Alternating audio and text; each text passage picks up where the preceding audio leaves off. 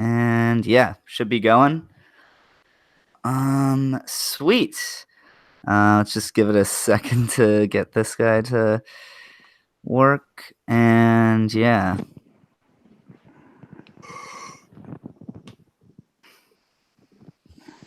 Yeah, perfect. Cool. So yeah, this is this guy's this stream is a going. What's up, everyone? We're hanging out here. It's me and my friend James, and we're hanging out with the Serfs. Hello.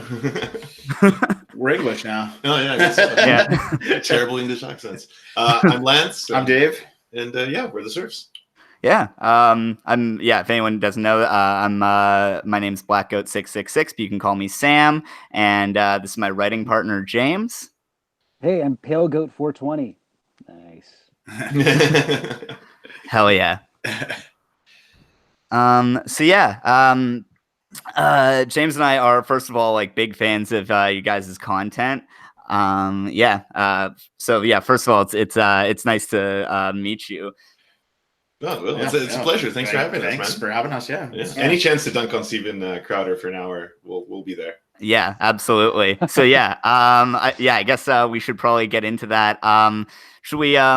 If anyone doesn't really know what's been going on, should we give like a quick summary of what's been happening with Crowder, or what our friend Steven's been up to? With the recent, it all starts with a little TV show called Arthur. Oh, you're going way back. Just to catch you guys up on some drama that's been happening lately. There's been a bunch of stuff going on. With I always forget the guy's name. He tweeted a big thing, sort of outlining how Steven Crowder has just been repeatedly and like constantly harassing him with like explicitly homophobic content. Well, we could give a little bit of a quick background to that too. Oh yeah, for sure. We've loved Carlos for a long time. Vox Media, what would you say? It's kind of hit or miss when it comes to they do kind of liberal reporting, centrist kind of stuff, but obviously to the more progressive side of things. But when it comes to their online platform, like their content on YouTube, Carlos has always been producing the most amazing stuff. It's always like he introduces people to terms like the Overton window and stuff like that, and he's introduced people to how Fox News works, or what's that other big organization that kind of takes all the smaller streams, the smaller TV networks in the US. Oh, Sinclair Group. Yeah, he introduced us to Sinclair Group and stuff like that. So he's always been at the forefront of kind of pushing the edge of what I would consider almost leftist content on the Vox Media channel, and because of that, he's been target numero uno for Steven Crowder for a long time. Right. I mean, yeah, Vox definitely holds a special place in my heart. Like, back when I was like a liberal like university student, that was my shit. And so everyone starts somewhere, right? Yeah. I think I've said this on another stream. Like, back then, I was like Bernie curious. That's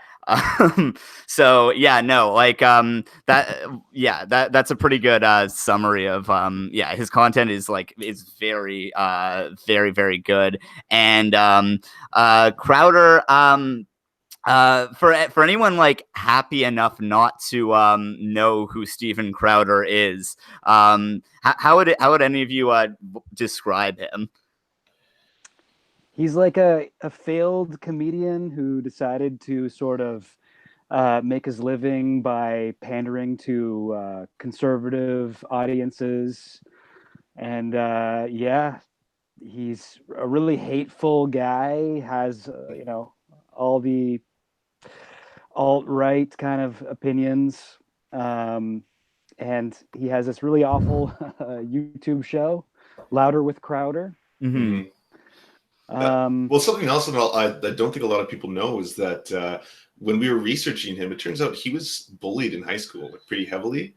So that's what was his like inspiration to kind of tackle the world is that he was like, I never want to be afraid again. I'm just gonna always, be forward marching and all. So now he's the bully. Now he's the bully. He turned from being bullied into a lifelong bully because he's made a career out of basically marginalizing people. Yeah, and picking on like the weak and stuff. Yeah, exactly. Like picking on anyone who's already marginalized by society and then trying to make them feel even more afraid. Yeah. Right? I mean, pick your target du jour, and Steven Crowder's there and doing something horrible to them, basically. Mm-hmm. Interesting. I did not know that. Yeah. I mean, that does bullied by like a socialist bully who was like, luckily we have free healthcare in Canada. An older Bernie Sanders shoved him into a locker. Bernie Sanders flew up to Montreal to beat him up every week. So, like, one interesting thing, like, I know you guys are Canadian too. Are you at all like into like the like comedy scene at all? Like, we're both stand-up comedians. I don't know if you're at all into like the Vancouver comedy scene much, or. Oh yeah, I was like, we love it. Okay. No, we're internet comedians, so I guess that's like 2 steps below professional mime. Yeah, I feel like we're like the mimes of the internet. Yeah, we're the mimes of the internet. That's how it classifies. But no, like we're huge fans of comedy, obviously, and I mean we follow a ton of comedians. And for better or for worse, I never knew about Steven coming up, and he claims that he's the youngest person to ever perform at Just for Laughs. I don't know if that's true. Yeah, like has that been verified? Well, we couldn't find footage of it or anything else other than his personal bio written by him, which said I also am the youngest person. Oh yes, yeah, really. Well done. I'm so glad to have you on the stream. It's really great. But I mean, one thing I know is that like he did at some point perform at Just for Laughs, and then like one of like James and I's friends like was watching a thing where apparently he made this big thing about how like Deanne Smith and like these like Canadian comedians were all like friendly with him, and then found out who he was, and then he sees that as like the left is so intolerant. As soon as they learned that I'm a conservative, they all like stopped talking to me. What is that? What did it? Was that like? The moment? I mean, like, yeah, I love how they like really wander that like just because I'm a conservative, as if that means like I think that there should be lower taxes, which like obviously is also like not good, but not that he's like blatantly extremely homophobic. Yeah, that, like, just because I'm a brutal homophobe that used my massive online platform to preach hate, this extremely prominent gay comedian in Canada doesn't want to hang out with me. It's so weird. No, it's just because he's conservative. Yeah. Just because I don't agree that she should exist, she hates me? It makes no sense. But yeah, no, like, I mean, I don't know. It's a bit of, I guess, a chicken or the egg thing, but that is such a funny thing how much of that really playing the victim thing you see. I mean, in so much of conservative stuff. I talked about in one of my videos about how there's such a big obsession with it really bugs them that they aren't well liked. Mm-hmm. That they can have like so much control over economy and politics and like geopolitical foreign policy or whatever, but as long as they still can't hang out at the cool kids table, they are livid about that. Yeah, like no matter all the control and power they get, they'll never have that same popular culture appeal that they yearn for so much. Like they're never invited to the big Hollywood stuff. You know, they always like deride any kind of like musicians or actors that believe in leftist or you know, even just mainstream liberal kind of policies, but then they fawn over any conservative celebrity, any D-list celebrity that comes out and has any kind of conservative appeal or conservative thought. They rally around and make a hero like Clint Eastwood and all Scott Baio. Or Scott Baio. Yes. Yeah. Like nobody cares who Scott Baio is. I was like, Scott Baio, you're alive. Yeah, that, or I think Vince Vaughn is one that they like. Really? He's like a libertarian, and they'll be like, that's why like the Hollywood elites won't let him into like all these movies. That's why the new True Detective sucks. It's that, or like you'll see like random conservative sites being like Ted Nugent is epic. Yeah, like the whole Ted Nugent's entire career. The fact that we know who Ted Nugent is just a solid indictment of the conservative media folks. Yeah, it sucks. Yeah. Totally. I enjoyed when Kanye became MAGA hat. Oh yeah. All of a sudden, everyone was like, "You know what? I never listened to Kanye before, but that's pretty great." Now that normally I hate this hippity hop, but this guy speaks to me, Yeah, I have like a joke about in my stand-up about how like I loved how all these people were like, "Yeah, Kanye's our guy. He's our guy," and then Kanye started doing Kanye things. They're like, "Oh, he's not our guy." Yeah, no, he's just crazy. Like nobody wants Kanye. No group wants to really associate with Kanye. Yeah, you never know what that dude's gonna. No, he's a wild card. If you can't handle him, that is George Bush. If you can't handle him as I am a god, then you don't deserve him. That is George Bush doesn't care about black people. Absolutely.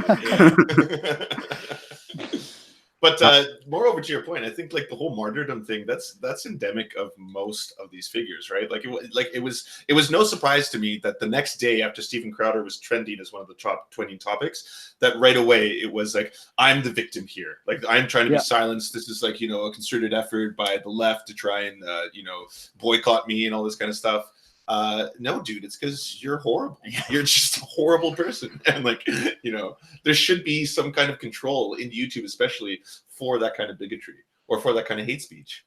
Yeah, I'm interested. Well, one thing absolutely was like, I didn't watch the video because I care about myself, that he made responding, but I saw like highlighted was like the one thing where Carlos like just like doesn't even really say to like report the videos because it doesn't matter but he's just like, I guess if you want you can report his videos but it won't do anything, and like just the I guess if you want you can report his videos is highlighted, like, see, he's trying to destroy us. Like, fuck. Did you guys catch what Sean did? Oh, that was amazing. That was just a stroke of genius. Did you see that? No, I saw a little bit. I saw some tweet referencing it, but so he wanted to reach Team YouTube, and so he was just like, this is going to require like a little bit of cleverness. Okay. So all he said is like, oh, YouTube main page down. What up at Team YouTube? And they responded instantly. They're like, oh, can you please send us a screenshot of what happened? And then he replied with, actually, all that happened is this crazy bigot has been like, attacking this dude forever. I was like, oh my god, that's genius. Sean on Twitter is insane. Oh yeah, yeah. So what? Like I haven't followed it since yesterday or since it started. I guess. Like, did YouTube do anything about this, or is it still just like? Are we expecting nothing to change, or? I'm expecting nothing. Yeah, no, I would be very surprised. If there was anything. I don't know. James, I'm interested to sort of hear your thoughts because we've like sort of I wouldn't say like butted heads, but I feel like you're much more against the deplatforming stuff, and I don't know. I feel like I definitely agree. I think American Johnson made a video where he sort of said like censorship is sort of is appealing to corporations to do things which they're never going to make all the right choices. And so I am obviously very skeptical of it, but at the same time it's like this has got someone who's blatantly violating terms of like services agreement because he makes them enough money that they ignore him, which is also absolute bullshit. Yeah, no, I find it a little bit tough because, when this sort of thing, with the right does this kind of thing too. I mean, it's different when they do stuff like finding an old, like Cernovich, right? Like trying to get Vic Berger or Sam Cedar or what's his name from Guardians of the Galaxy, like just finding like old tweets and stuff from the past. Like, I don't know. I don't like that kind of thing. But then again, the stuff that like Sleeping Giants does with like Tucker Carlson or like, Alex Jones, it's easy for me to sort of see the difference. I don't know if I could really articulate why it's different, but I just feel like going through someone's tweets, combing through them with a, fine-tooth comb to find certain things, I really think that's sort of bullshit. Mm-hmm. But if it's something like the Steven Crowder thing, where it's a consistent thing, like Carlos edited together that video of all the times he said all this homophobic stuff, just obviously, inciting people to reach out to him and, send him all this hateful stuff. I don't know. I've sort of come around on deplatforming, I guess, in the last year or so. I used to be a lot more, hardline against it. I don't know. It's difficult. I don't know. Yeah. You know what I mean, though? Well, that's a loaded question. as two people who have been deplatformed. Yeah. Yeah, that's true. I think there's definitely a line in the sand. I think if you are doxing someone, and if you're calling to calls to violence, stuff like that, I think that's unacceptable. Anything that puts people in direct harm, you should cut them off. If you just disagree with what they say and you hate them as a person, I don't think you should deplatform them. I mean, that sets a terrible narrative. Yeah. And I don't want to sound like the intellectual dark web right now, but yeah. No, I mean, I like. Like the thing I always bring up is like in Germany there's like extremely strict like hate speech laws which do good work in terms of like keeping not neo-Nazis I guess off the streets, but also there was a like leftist newspaper that got shut down for hate speech because they called cops pigs. Like absolutely take down the Nazis, but at the same time do you think that like Google or whatever government has interests in protecting leftist voices? No, like if you give them the tools to, they will absolutely go after those too. Absolutely. Yeah, I think what you're referring to is Holocaust denial, for example, is illegal in Germany. True. Which I think that does serve an important purpose, especially for that transition period, right, where they're moving past the fall of the Berlin Wall and all this stuff. But yeah, this is a loaded topic. Yeah, no, this is very heavy, very it's not one that has an easy, quick answer, right? Yeah, I'm sorry by the way. Like I like brought you on, I like fully messaged you being like, yeah, it's just gonna be like a loose, quick talk. No, I like more interesting topics, obviously. Yeah. And it's one I think that warrants conversation, definitely. Yeah, sorry, just a comment in the chat. Being generically against censorship is naive. Speech has effect on the real world, and we should have a choice what affects the world we live in. Yeah, I mean, I think that's fair.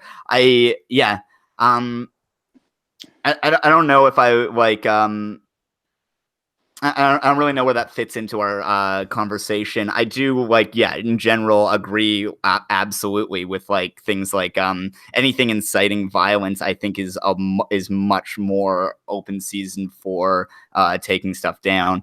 I mean, it's also very worth noting the hypocrisy of the like free speech or movement in like caring about censorship. Like I doubt there was many, or sorry, I think. Were there any like right to people like crying out when you guys got shut down, or just Shoe on Head?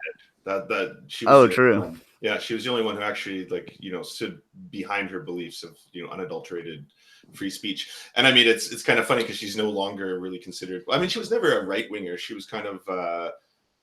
She's a sock dem who's kind of anti-feminist, and because she does a lot of stuff with Armored Skeptic, she's kind of thrown into that whole sphere.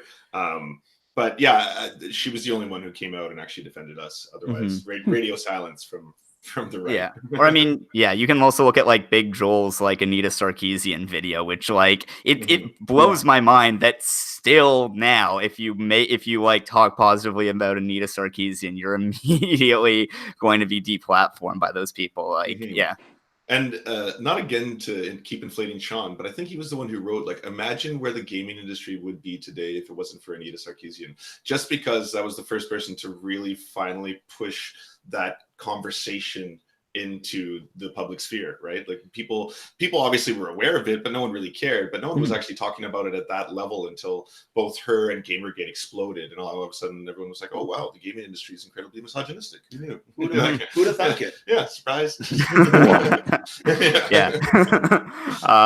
No, I'm not much of a gamer. I play Magic cards though, and thank God that's a great community. Oh really? Oh no, it's very much not. You know that. I totally believe you for a second. I was like, oh, really? I was like, oh, that's good. No, I was like, at least there's one. No, do you know that channel like the Shackling or something? Thought Slime did a really good video about. He's the guy who was really upset about She-Ra not being fuckable enough. Oh, I saw that video. I didn't know that his name was the Shackling, but yeah, obviously, he's so strange. He started out as a Magic card content channel, and he is just constantly upset that Magic card art also isn't fuckable enough. I don't want to play any card game. I can't fuck the cards. I need to be able to get a penis-sized hole in my cards. Guy can't even play poker unless like the queen has her tits out. Full house. Also, someone in the chat just corrected me on the actual name, but yeah, fuck it, I don't want to. Let's just say it wrong anyway. You've just been promoting him anyway. Yeah. Yeah, that guy fully like got a like big Magic card cosplayer just basically is out of the community now because he like doxed her, and yeah, so fuck that guy very hard, but yeah. So yeah.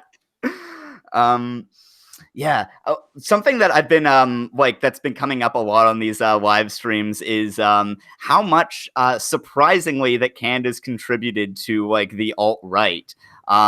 It really is like very like surprising and odd that so many like Canadian people have like gotten into what, like Lauren Southern, Stefan Molyneux, Jordan Peterson, Crowder, Ted Cruz. Ted Cruz. Yeah. Justin Bieber. Yeah, Justin Bieber. Where were we talking about? Yeah. Oh, William Shatner.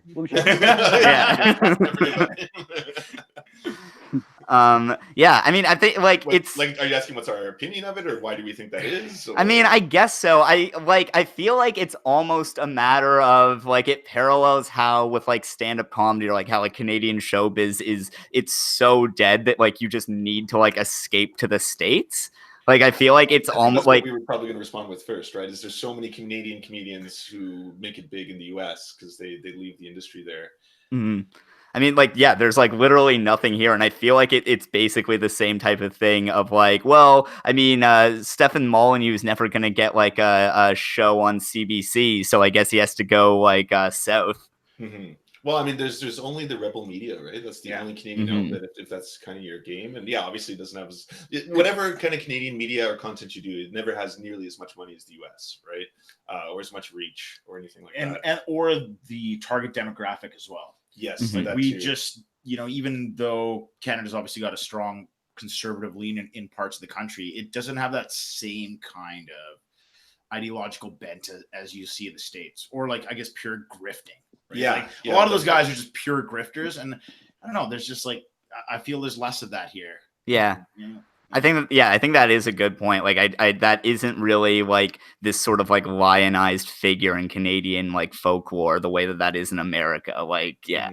We had an equivalent of Fox News in Canada called Sun Media. I think that was the name of it. Yeah. And it didn't last long. It went bankrupt pretty quick, right? And I'm not, and like, like Dave said, there's obviously there's a market for that stuff, but for just the more intense kind of right-wing vitriol propaganda machine, it hasn't really found its place in Canada. So maybe that's why if someone like Lauren Southern, who I think blew up on YouTube and then went to Rebel Media and then went to the US to kind of, to travel the world. Well, being pushing the racist being racist around the world. Racist around the world. Like a shittier Carmen Sandiego. Yeah. But yeah, I think that's got to be the reason why. Mm-hmm. I mean, we've got still Faith Goldie, who I saw. I'm pretty sure I saw IRL at a like rally. There's like a May 1st like general strike to like fight like healthcare privatization, and I'm pretty sure I saw Faith Goldie there. Which yeah. The latest Faith Goldie thing I saw is you sent it to me. There was like some live stream she did where she was snorting or sniffing her nose every 10 seconds. And then someone took screenshots of all of it. Timestamped them on. It's hilarious. It's like, maybe don't do a bunch of coke before you go on the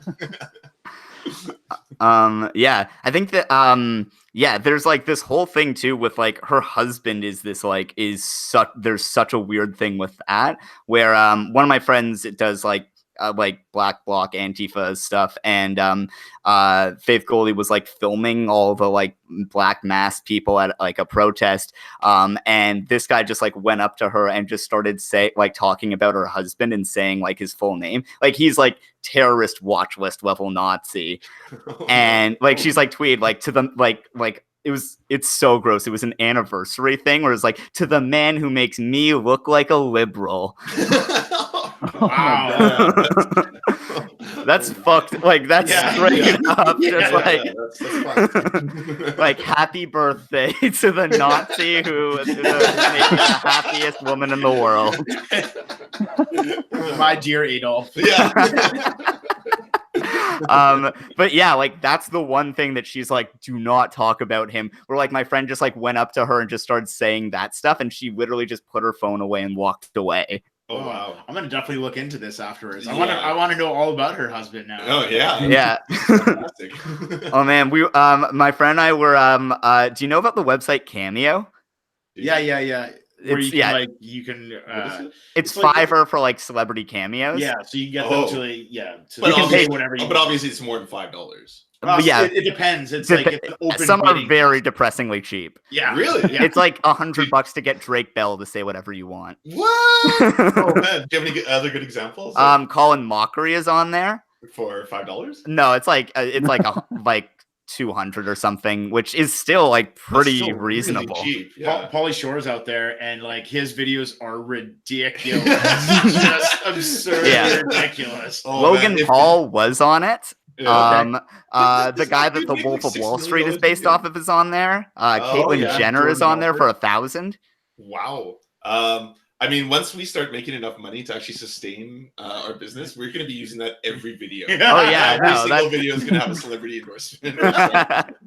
That's literally like we were planning on trying to get like Colin Mockery to like dox Faith Goldie's husband. Oh, that's good improv. in the form of a hoedown. Yeah.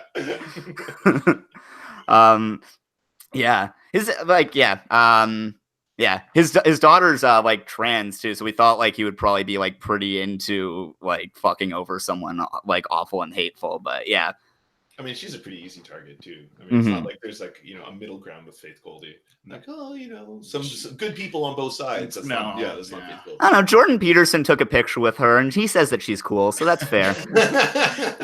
Jordan Peterson's hanging out with Viktor Orban in Hungary these days, right now. Actually, yeah, he was there this last weekend talking about I don't know, like just palling around, you know, noted anti-Semite. Yeah, but people were like giving him gruff because obviously Jordan Peterson's always all about you know, free speech on campuses and the ability to say whatever you want.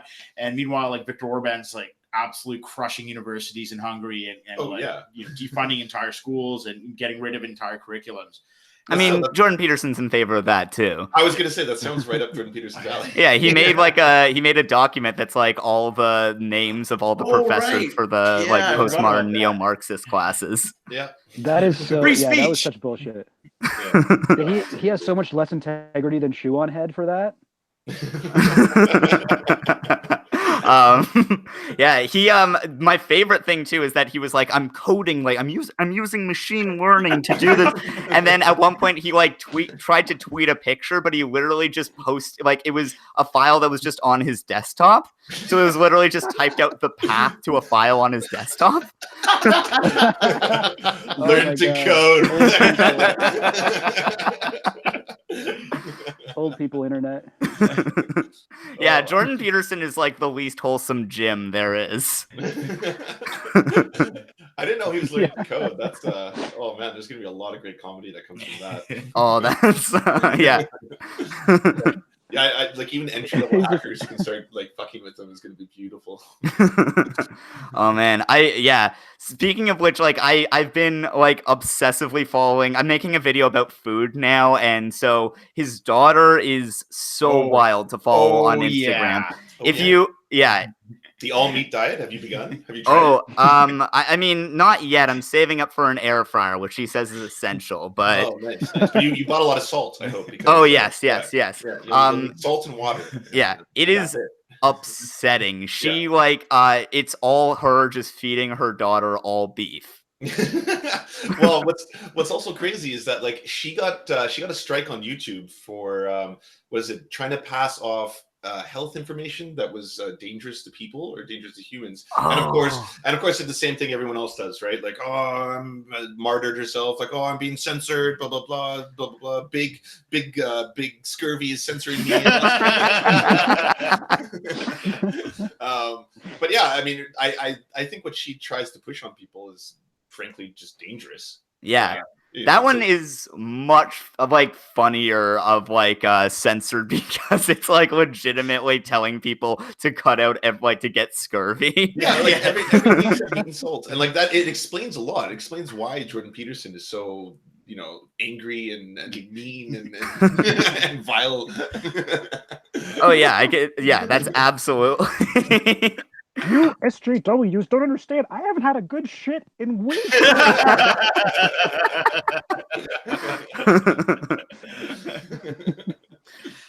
Yeah, I'm so, sorry. What are you doing in terms of food? Like, I don't know. It's kind of just becoming one of those like survey. This is a weird thing. Like I'm doing like a history of like food on like foodie culture, like going through like the history of like the Food Network, and then I'm trying to like find out if there's anything that's been like written about how like BuzzFeed's like Tasty and like Bon Appetit started, and yeah. Interesting. So I guess like race realism and IQ wasn't controversial enough. Yeah.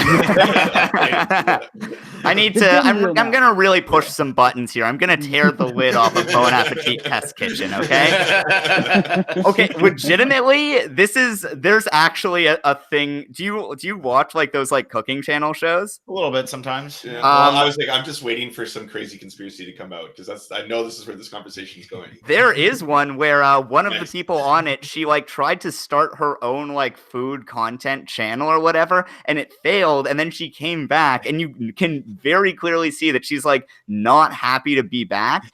And if you go through all the shot, like in every episode there's like one jab at her where it's like, yeah, you should start your own show, you're good at this. And like you can see her die a little bit inside every single time. And like that is kind of an interesting part of like the whole like food celebrity thing, is that it like food celebrities kind of have a really interesting relationship with class, because often it's the restaurant or the magazine or whatever that they work for that makes them a celebrity, and they own all of their celebrity. So like a celebrity, there's one celebrity chef in like somewhere in Europe who tried to like, after like he had this big show and everything and like had this like super successful restaurant that like kind of hired PR to make him a celebrity, he later tried to make his own restaurant, and the investors from that first restaurant were like, no, we own your name, we built this. And like, yeah, I feel like it's definitely going to be like my least like getting into like weird Marxism like and like debunking the alt-right stuff of any video I do, but I feel like there is some really weird things around that. No, this is the first I've heard of it, so yeah, that makes sense too. Yeah, it does. It does with all those kind of like subcultures. You're gonna find something. There's always something underneath the rocks. That's that's what I've always found. Listen, Lindsay Ellis can tear apart cake tube. I can do food tube. Yeah, someone's is there like, well, actually like a bread tube, like a part of YouTube that's about bread? There must be. There are like really big sourdough communities. Yeah, literal bread tube. Yeah, literal bread tube. They have to call themselves like left wing tube.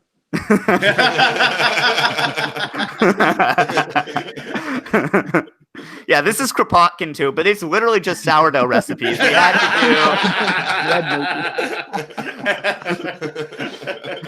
to do. Yeah.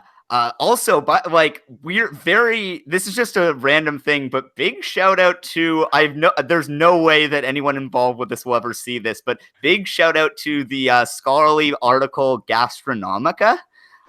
They are the freakiest scholarly publication possible.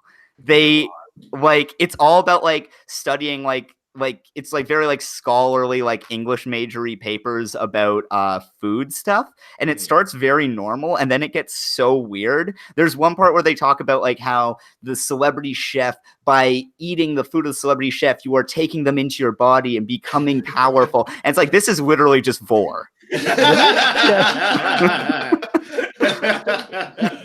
Check this out. Yeah, is there a manga for that paper?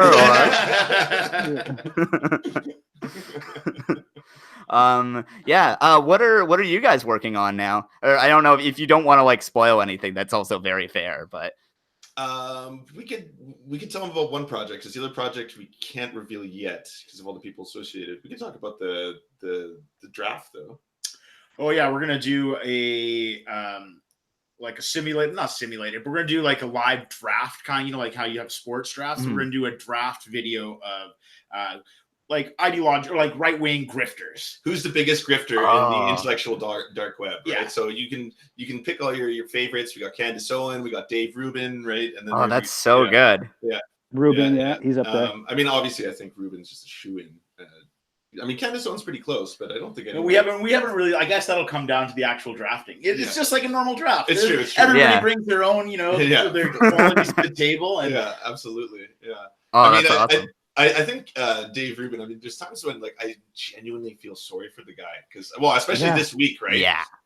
Just because, like, he's obviously doing everything for the money. Like this whole thing has been a scam since day one. He knows that he's doing this all. It's not the Koch brothers who is it, the PragerU guy, Dennis Prager, right? Yeah. So Dennis Prager is funding his coffers, and there's that clip of Dennis Prager who he just outs him. He's like, "Oh, it's just fantastic that you're a liberal and you're okay." I love that you're gay. Yeah. I love that you're gay. I love that cover. That clip is so good because that is like it's exactly like the dark like room like with like a fire and like the big like absolutely. He's like swirling a snifter of brandy. David walks in, Prager's like spins around in his chair. Yeah. It's so super villain. Yeah, on so his lap, true. Same room, but I've been expecting. Snaps his fingers and like a flame appears and it turns into a contract. But then, like on top of that, there's so many other clips that are coming out of the woodwork. There's the other one with where is it? Where he's talking to that person? Oh yeah. So Ben Shapiro, obviously, you think it's his friend. There's that clip that went viral where he's like, why don't you ever want to come to my barbecues? Or my parties? Like, well, are they going to be gay? They're not going to be gay, but it's like, well, how gay? How gay are they going to be? Like, I don't mind a little gay, but I don't want a lot of gay. Or the other guy that he was that black, that right wing pundit. Yeah. Now he's like, I shook his hand. I touched his hand. I was like, oh my god! I didn't know there was that level of bigotry, especially on like a live stream for these prominent figures, right? Like I figured that happens behind closed doors, not on a live show. I mean, like also there's also like I feel like the Ben Shapiro thing kind of buried the lead where he's also saying that like he wouldn't go to his sister's wedding if she dated some like yeah, that one too. Yeah, like a non-Jewish person. Right? Yeah, that wasn't even. Yeah, it was a non-starter. And then of course all the events of this week where he thinks Kiet was attacking him, and then he made this weird like live Periscope stream where he's like drinking what is it, like one of those blended drinks, and he's just like, "Oh, I'm having a great day. Everything's fantastic. By the way, I'm being attacked viciously online, and it's not affecting me at all. I'm totally fine." Sad. Yeah. Wait, this is David Rubin? Yeah, that happened this week. And that same day that happened, all of a sudden, hours later, he's trending because Milo Yiannopoulos is suddenly revealing all these private conversations they've been having. And Milo's like just destroying him online, trying to throw him under the bus. Like, no one hates you, Dave. You're gonna, your career's over, all this kind of stuff. It all happened the same day. And like I was sitting there, I was like, you know what? I feel kind of bad for Dave Rubin. Wait, like no one hates him? Like No, everyone hates him. That's what Milo was saying. Okay. Milo's like, everyone hates you, blah blah blah. Your career, like you're on the chopping block, you're next to go, just so you know, like right. I'm gonna relish your demise. Yeah, I'm gonna relish your demise. I thought this was gonna be like the alternate version where like it's like conservative trolls where your career's over if no one hates you. You're beloved, Dave. And it's over. No! Everyone loves you. No one's triggered by you. My powers, they're leaving me. Man, speaking of Milo, have you seen Jordan Peterson's new hustle? Oh, no. He made a video. It's called Forbidden Conversations, Milo. And now his thing is that he just does like 3-hour-long conversations with alt-right people where he like psychoanalyzes them. What? Is this on YouTube? Yeah. Oh wow, yeah, we got some advanced viewing coming up. Oh, it's a lot, and it's like him, like sort of like. First of all, it's great because Milo is such a dick to him, and like he just be content what to wear. He's like constantly talking over Peterson. Like anytime Peterson tries to say anything, Milo's like, "Yeah, no, never, not that," and then just like goes on this big tangent, and like, yeah. I gotta watch that. So, who else has been in it besides? That's what the exchange was about. Oh, what was it about? Sorry, I think that's what the exchange was about between Ruben and Milo. He was like messaging him being like, "Hey, I liked your interview with Jordan Peterson," and Milo's like, "Fuck you, you. No one likes you. Oh, no way. You haven't talked to me in 3 years. You come out here with, I liked your interview. Fuck you." Oh, wow. yeah. So That's what the cute. background was.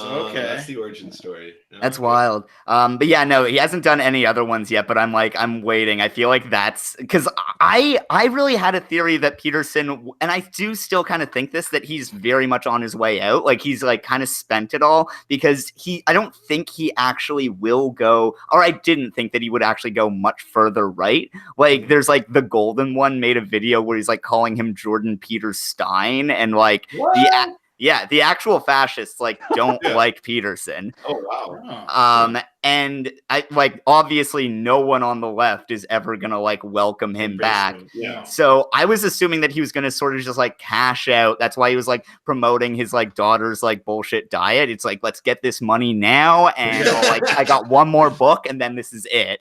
But I think now he's actually just gonna be like, no, I'm gonna help the alt-right, and I'm a Proud Boy now. Oh, by the way, there was like a Proud Boy rally. I try to like go to like to counter protest any like alt-right demonstrations and stuff. I work in a kitchen. They're always on weekends, and that's not my weekend, so it's hard. But like I always thought the Proud Boys were like these like preppy sort of like jockey guys. It is very much not the case. They all look like guys who like wanted to be cops but couldn't pass the beep test. Yeah, I was gonna say they're not the master race. No, I never thought that.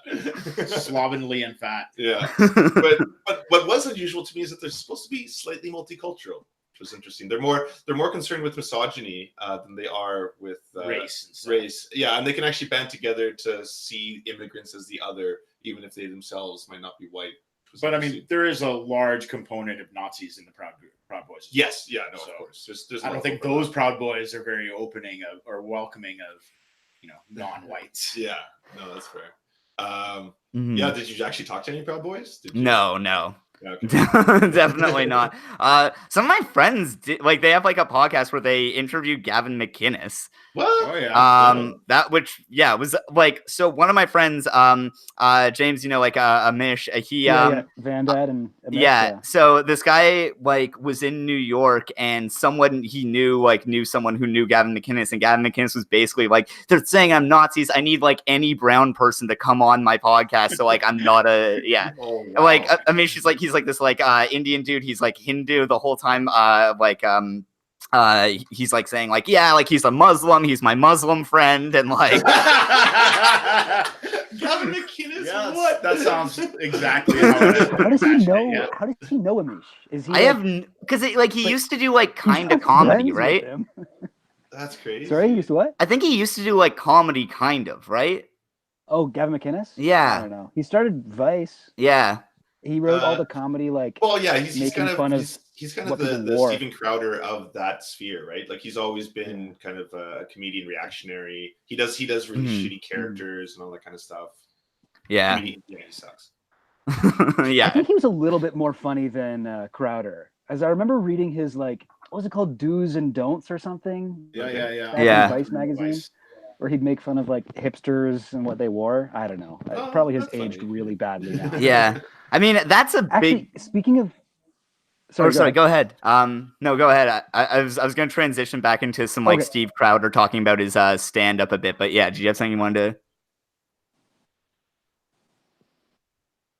to? Well, we lost. Hello, James. I just wanted really quickly. I just remembered back in the day. So this whole Dave Rubin meltdown reminds me a lot of Gavin McInnes' very similar meltdown. I guess it was about a year ago now, where he was something like, no one likes me anymore, no one's sticking up for me. He got like, and then he got kicked. He left the Proud Boys because they were like a hate organization all of a sudden. And well, it was like, it was a public thing, right? Because he had to come out and denounce the Proud Boys because he's obviously he's the founder of them, right? So when that happened, he had to come out and denounce the Proud Boys, and then he got dropped by what right wing thing was he on? That CRTV, is that it? It's like a right-wing network in the U.S. So he was with them. He got dropped by them, and then he got relegated back to Canada, and now he's back on Rebel Media. He fell back down, fell down the ladder of like hate and shittiness and bigotry. Yeah. I love so much how like Canada just has these like dollar store knockoffs of like the big successful American like reactionaries. Like Rebel Media now has like the new Warren Southern, who's like brown haired, and that's their that's their commitment to diversity. Yeah. We got our diversity quotient. We got a brunette. Multiculturalism solved. But yeah, no, like it is amazing how like because I definitely don't want to like mention them here because I don't want to give anything at all the airtime. But we know some like comedians in Toronto who quit doing comedy because they claim that anyone to the left of to the right of Stalin can't make it in Toronto comedy, which is like ludicrously untrue. To be fair, Stalin crushes. Have you seen him at a small room? His crowd work, though? He's so in the moment, Like there's like I don't want to like name names of things, but there's like a club in Toronto that basically anytime anyone like a comedian gets like Me Too, they book them. Like what? Yeah.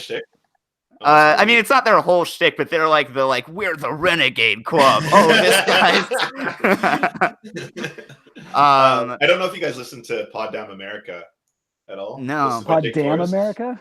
Pod Damn America. Yeah, no, it's fantastic. I'll give them a plug right now. Anyone who doesn't listen to them, it's an awesome podcast. But it's hosted by comedians, and it's obviously a far lefty podcast about comedy. And he's saying that that's a big thing in the U.S. right now, is that there's a lot of comedy clubs that are now booking strictly right-wing or far-right reactionary comedians. It's like a big thing. And because their fan bases are rabid because they're so like centralized, right? And they don't have anything else to go to. They can't just go to a regular comedy night. They have to wait until, Sir Adolf the Pennywise comes on or something like that. And then, Sir Adolf. That's Nick DiPaolo's new stage name. Oh my God, Nick DiPaolo's whole thing. Oh my God, that cover image to his. Oh yeah, the one where he's fingering minorities and only minorities. And so there's like a dead Black Lives Matter. There was. They took her out when they found out. Yeah. One of the people in the picture was a Black Lives Matter protester who got killed. Yeah, oh my God! Yeah. And he was like, I didn't know. I thought I was just like, I thought I was just fingering black people. Like, what was wrong? It was innocent. I was just saying that I thought that she deserved to die. I didn't know. I didn't know that you actually did die. I'm gonna replace it with a photo of someone who hasn't been shot by the police yet. Yeah, no, I mean, like, there is definitely, like. I don't know. Like, I feel like, I don't know. Comedy clubs, yeah. It's very much a mix. Like, I feel like it's on the surface, like, very just sort of like liberal is kind of the status quo. Like, I definitely don't think like overt. Actually, yeah, I feel like being overtly conservative will fly a lot better than like actual leftist like content on stage. Well, it's such a small pool, right? Like that's why Steven Crowder did as good as he did for so long, because he was the only like conservative character actor, the one who was doing like impersonations of Nancy Pelosi and all these other people. It's a very small pool, right? So it's really easy to dominate that or to separate yourself.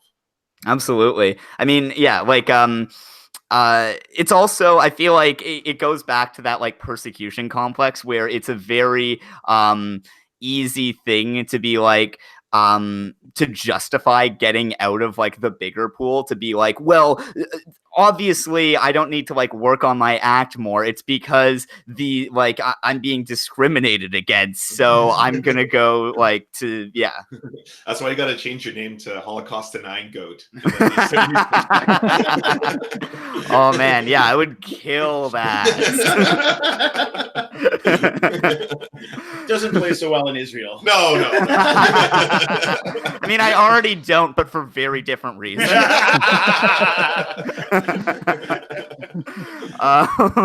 Yeah, I mean, I'm definitely working on changing the name. I feel like I've definitely had like I like posted my like last IQ video, and I was like talking about like race and IQ, and then a bunch of people like started being like, spoiler alert, there is no correlation between race and IQ. I'm like, no, I agree with you.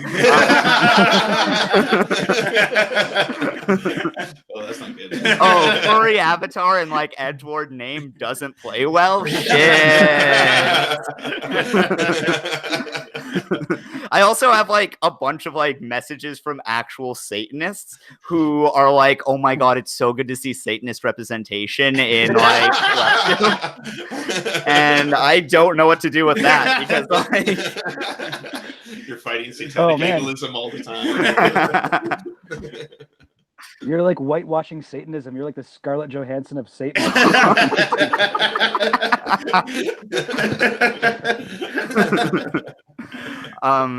Yeah. So sorry, James, you were sort of like going through a bit of Crowder's old stand-up, right? Oh yeah, I've watched a bunch of it. I don't know why. It's really bad. Yeah, you're way more hardcore than I am. I thought I was like good at subjecting myself to like right-wing bullshit. Then I started like writing with you, and I was like, holy shit, this guy takes self-harm to another level. Yeah, no, I mean it's fascinating to me. I mean, it's objectively bad comedy.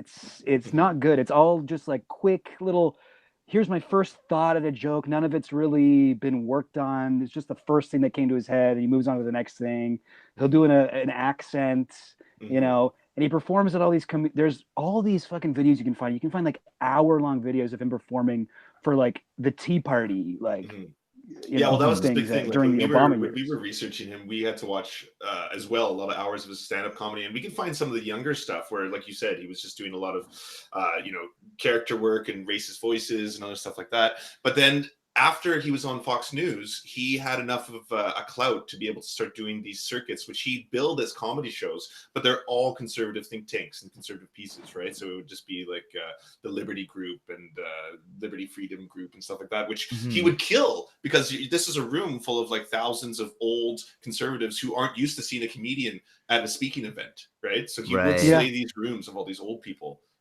But yes, I agree with you. It's objectively atrocious, all of it.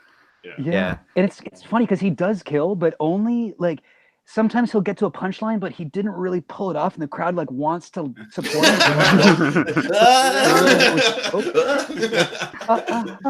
Right? And then he does like some like an Indian accent or something like, oh yeah. Yeah, I hate them too.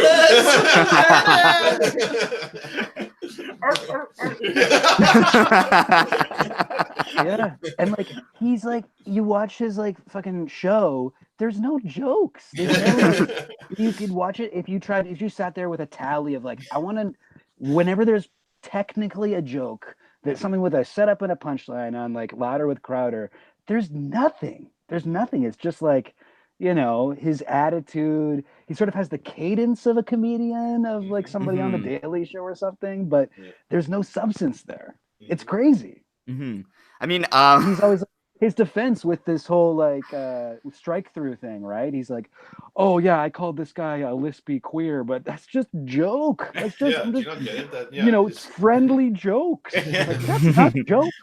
Well, that shirt that he's got on his banner, where it's like "Socialism is for figs," and I was a perfect example, right? Yeah, like right there. I was like, okay, so you've basically taken a horrific slur and a very bigoted statement, but because you changed the word to figs, that's the punchline.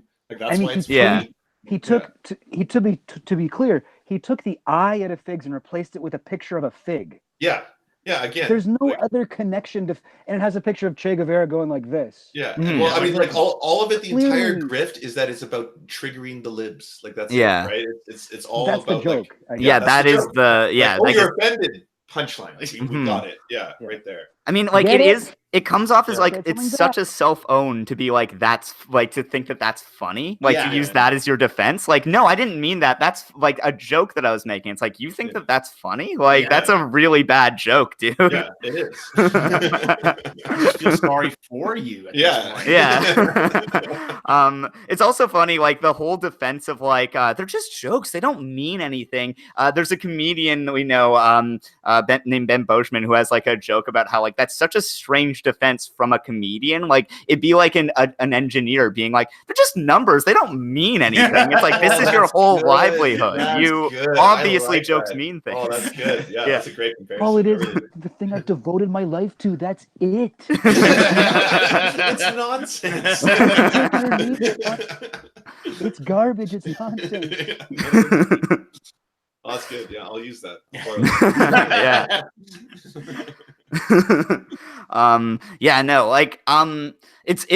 reminds me of Gavin McInnes had that like Proud Boy rally stand-up thing that he did. I can't remember any of the jokes. They were like, it was so bad. First, the best thing about it was that he did the strangest staging device I've ever seen for a stand-up show, where he had a mob of Proud Boys just like sort of mean mugging behind him, like while he's telling like really bad jokes. It's not conducive to comedy. No, like it's just like we're really intimidating. I think that's the Stalin approach to comedy.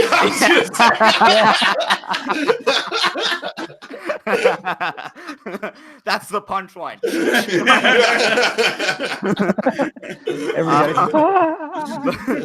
Like it's so funny though because he bombs so hard and all these guys were like behind him trying to look cool just start getting really uncomfortable because they're bombing by proxy. It sounds ironically hilarious. It's usually you just bomb by yourself. We're a gang, right? Anybody else? Imagine just like sitting on stage like to be a fucking McInnes's bodyguard, and you're like, oh god, I'm bombing right now. Awful. Do we have to be up here with him? This is awkward. There's cameras. They slowly just start filtering away. Like, talking away. I was going to use this as a credit. Jesus.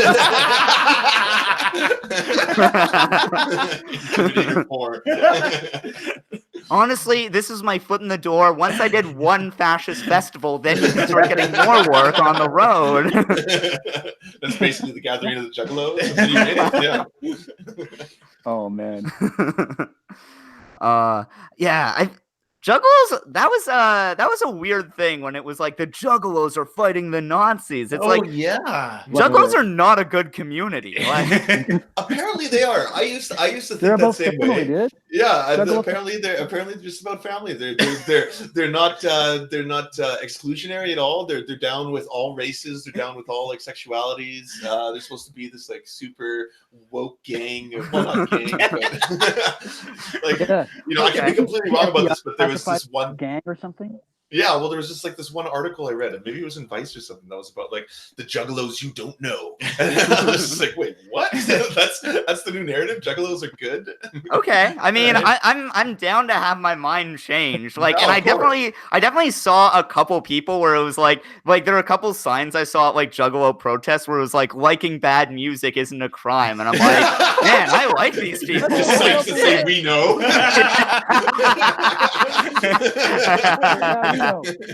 I'm here for the face paint, not the music. It's a statement. Honestly, I would love to go to the gathering of the Juggalos. I think that would be so much fun. I always want to go to that thing. I think it looks amazing. Except for all the like pop you apparently. Yeah, the Faygo. Faygo is objectively the funniest like type of soda brand. Like they one of their flavors is 60-40 lemon and lime. Like they named it after the ratio in the recipe. That's amazing. That's an insane level of not giving a fuck. Flavor sucralose. Sucralose flavor. That's really funny. For sure a placeholder name that they just never got around to replacing. Oh, that stuff has triclosan in it. How do you know? It's labeled that. Oh wow. Yeah, I didn't know that. Oh man, yeah. I don't know. Is there any other Crowder's areas that we haven't really covered yet? I feel like I don't know. I don't want to be too mean about Amish, our friend. He has like a YouTube channel. He makes like now very good like takedown videos. He did one of what's his name? Who's like the military guy who like faced like he has like a TED talk about how his soldiers did like friendly fire, like Jocko or something. Okay. But yeah, he's like this like big like war loving motivational speaker, and he did this like great takedown of him. But he's my friend, and I started like making YouTube videos, like I was like working with him on it, and he was like, look, watch this Crowder guy, he has the formula down, he knows how to crank out these videos least effort possible. like he was like, this is a good business model that we need to replicate. It's like I love him a lot, but he's also like, anytime we work on videos together, he's like, dude, we can't do this editing, it takes too long, why are we writing shit? Like, why are we trying? Yeah. Yeah. It works for Crowder. You don't have to be funny. Honestly, you don't have to do anything. You just sit there and just speak for a while, throw it on the internet, boom, you get some views. Yeah. Honestly, being a hack looks dope. They seem so happy too. Yeah. I think the only thing you haven't touched on yet is surprising to me, because you got 2 videos on race and IQ, is the race realism. Yeah, he dabbles in that a little bit. I know he dabbles a little bit. I've never like delved deep into him. Him and Stefan Molyneux are like the 2 that I've just like not subjected myself to. Yeah, how deep does he go into the like race realism stuff? He's got one video that Hassan Piker has picked apart and a bunch of other people, and it's basically that clip that we're parodying when we're doing the Louder Crowder, and we're talking about like, is this a white nationalist? Is this a white nationalist? Blah blah blah. Right. That was actually almost verbatim from a clip where he does that. He starts out, the whole thing is about white nationalism.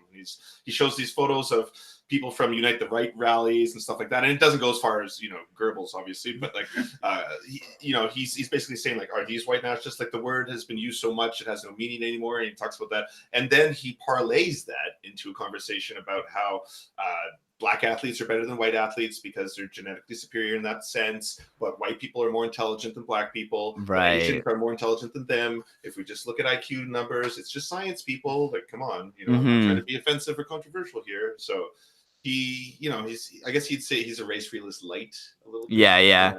I mean, yeah, I've had an issue with like my videos where like anytime I'm trying to move away from debunking stuff, because like I feel like it's limiting what I want to talk about, just because I won't talk about someone who's too dumb.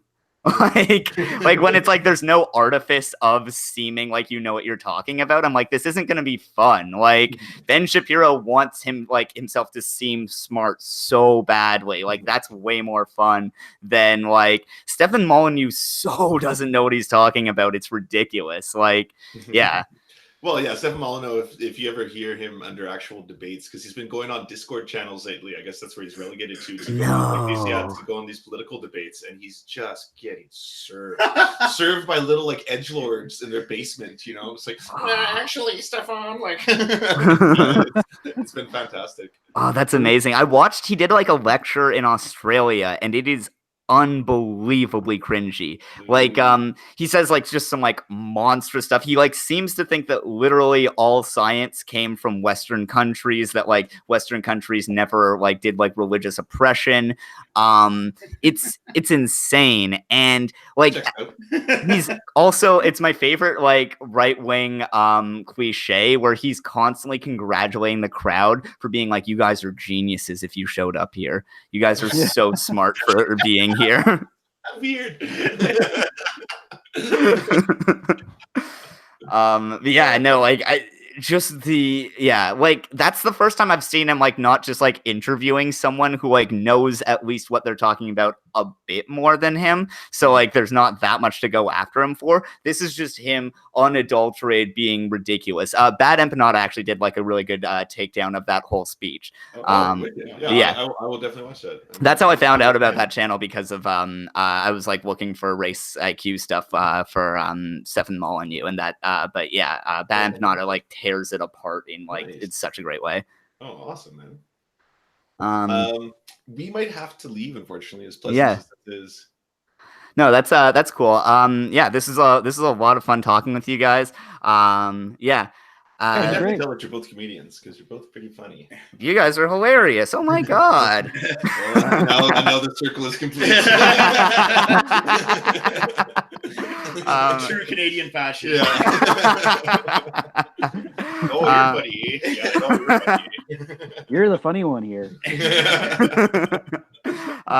No, yeah, this is a blast hanging out with you guys. Yeah, I mean, if anyone's watching my channel and doesn't know about the Serfs, I'm surprised, but they are an amazing channel. Please check them out. Yeah. I don't know. I don't think I've got anything else to talk about, but yeah, thanks so much, guys. No, thanks for having us. Yeah, thank you so much for having us.